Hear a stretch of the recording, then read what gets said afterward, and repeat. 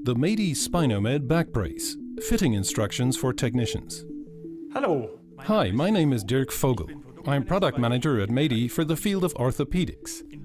In this video, we will show you helpful tips on the proper use of ESPINOMED back braces. First, we'll briefly look at the anatomy of the back and show how the ESPINOMED works on patients with osteoporosis. Then I'll demonstrate, with the help of a patient, how to properly adjust the ESPINOMED brace and the things that you should watch out for. Biofeedback with ESPINOMED back braces. Patients with osteoporotic vertebral fractures tend to have poor posture. The innovative ESPINOMED belt system reminds users to take on an upright posture. This process is called biofeedback. ESPINOMED activates the back muscles and reduces the kyphosis angle. An evidence-based study demonstrates the efficacy of ESPINOMED, showing a buildup of the trunk muscles, reduction of pain, and decreased body tension. Measuring. To select the specific size of the ESPINOMED spinal brace, first determine the length of the back splint. Palpate the C7 cervical vertebra and, starting from it, measure over the entire spine to the sacrum.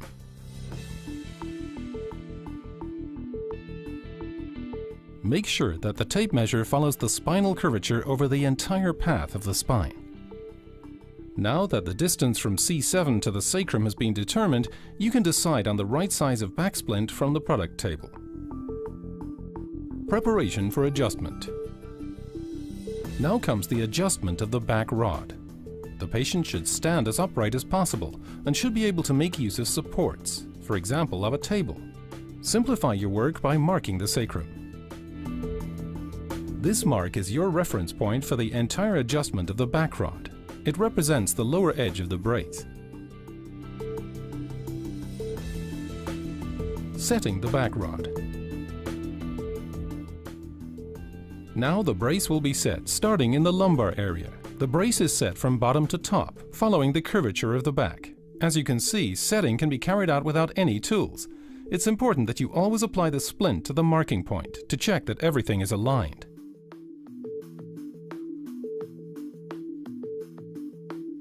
Now set the splint step by step in the direction of C7 until it traces the entire spine.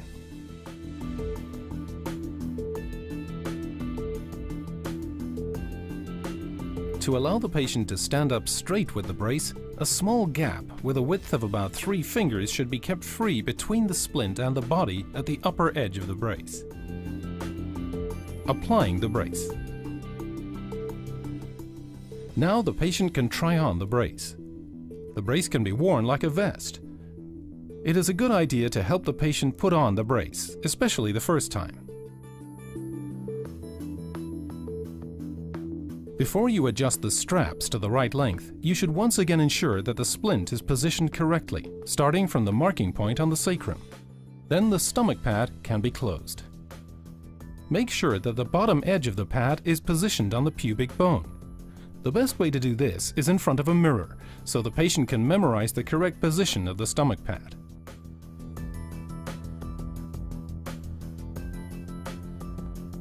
Now check again whether the front pad is positioned correctly.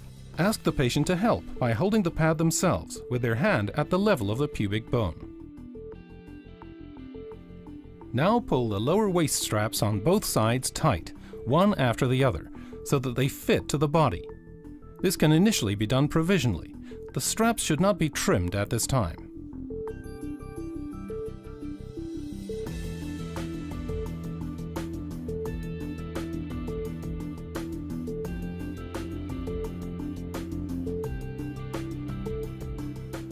Continue with the adjustment of the straps now by setting both shoulder straps to the right length. To do this, pull the shoulder strap tight using the strap loop. Over the entire course of this step, always ensure that the brace does not slip and that both the front pad and the back rod are positioned correctly. The patient can also help again by holding the stomach pad at the level of the pubic bone.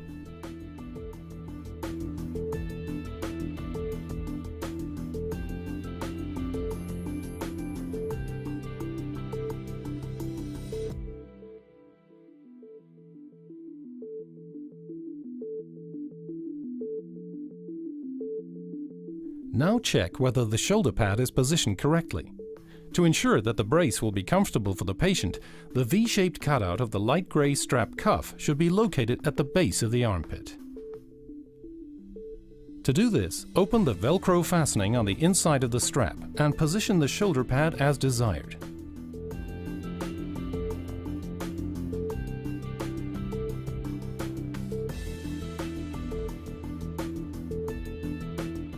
Do this on both sides.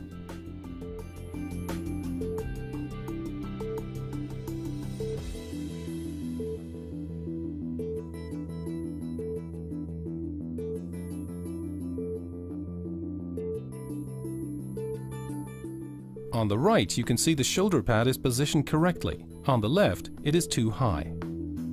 Trimming the waist straps. Ideally, the waist straps should end on the side of the body. To shorten the straps, you can first remove the Y Velcro fastening, as shown here. Then fold the waist strap to the correct length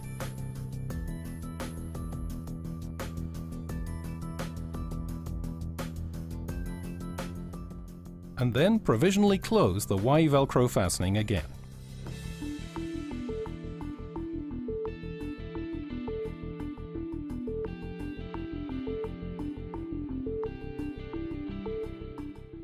Now you can trim the strap precisely by removing the Y Velcro fastening again,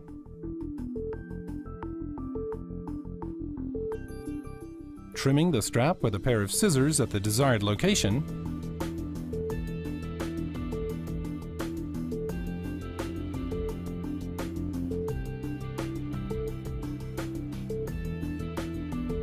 and attaching the Velcro fastening at the new end of the strap.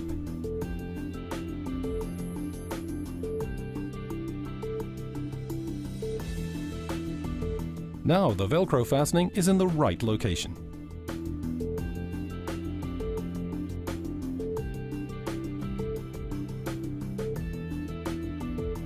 Trimming the shoulder straps. After the waist straps have been trimmed to the correct length on both sides, the brace can no longer slip upward. Now it's time to adjust the shoulder straps. As with the waist straps, you can remove the Y Velcro fastenings of the shoulder straps, trim the strap with a pair of scissors, and reattach the Velcro fastening. During this step, please make sure that the stomach pad is not pulled to the side or upward. As you can see, the patient should hold the pad.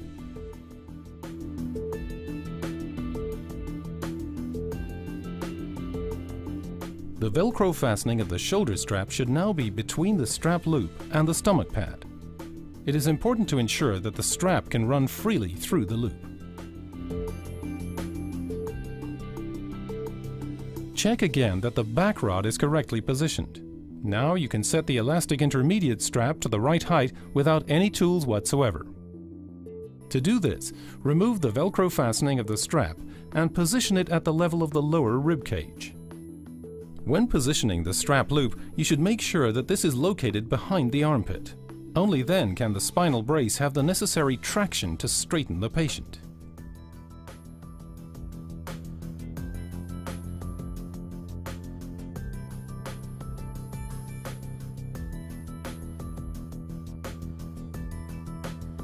Three-finger check.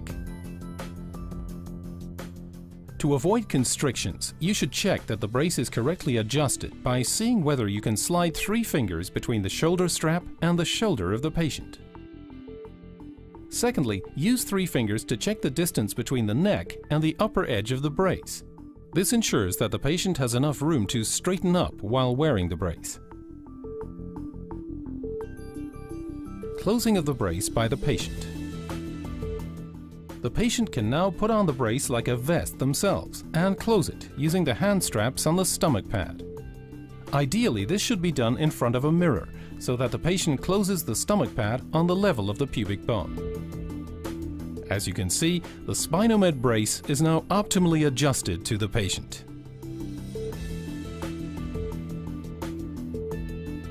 Now the ESPINOMED spinal brace can be worn under a jacket without being seen.